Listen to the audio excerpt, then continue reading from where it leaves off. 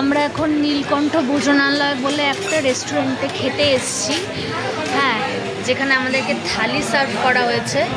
এগুলো হলো পুরো চাটনি, একদম স্টক গ্রিন চাটনি আছে। আর একটা কি জানি না আমি, এটা কারি দিয়েছে, কারি, এটা দিয়েছে পনিরের তরকারি, এটা রুটি, এটা ভাত, আর এখানে ঢেঁড়স ভাজা আছে, এটা একটা স্যালাড টাইপের আছে, ডাল আছে, একটা সবজি আছে, পাঁপড় আছে। বলো কেমন লাগলো খেয়ে? আর এই ছাঁচ আছে, আর আপনি চাইলে নিতেও পারেন, নাও নিতে পারেন।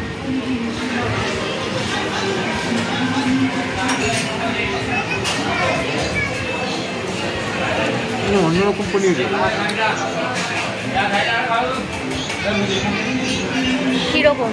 এরকম পনির খাই, অন্যরকম পনির, মানে স্পাইসেসের একটা আলাদা পনিরটা অন্যরকম, মানে এরকম স্পাইসি, মানে স্পাইসগুলো যেগুলো ইউজ করা হয়েছে জেনারেলি আমরা ইউজ করি, আমরা কোনোদিনও খাই না, প্রথমবার।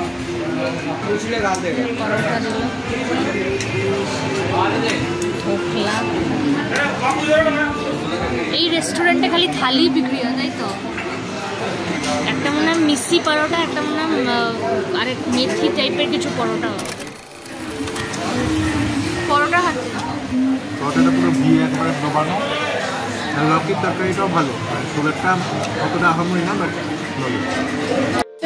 এটা নারকেল দিয়ে লঙ্কা বানিয়েছে, একটা নারকেল আর লঙ্কা দিয়ে এটা বানানো হয়েছে। দেখি খেয়ে কেমন লাগে।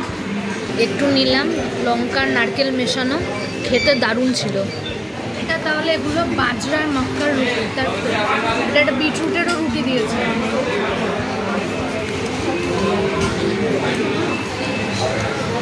কত কি দিয়েছে! কেমন লাগে থালি খেয়ে?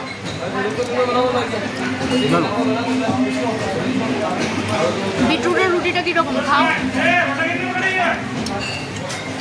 এটা আমাকে, এটা মনে হয় লাউয়ের তরকারি না?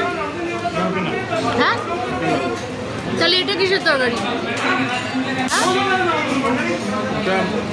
মটরশুঁটি দেওয়া কিছু একটা হবে, খেতে হবে। বাট এটা ভাত দিয়ে খেতে ভালো লাগে। এবার ঢোকলা খাবো সবুজ চাটনি দিয়ে, দেখি কেমন খেতে হয়। দই বড়া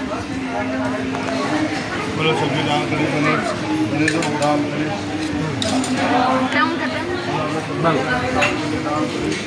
মশলা দেওয়া না, মশলা খুব একটা দেওয়া না, বাট প্লেন সিম্পল।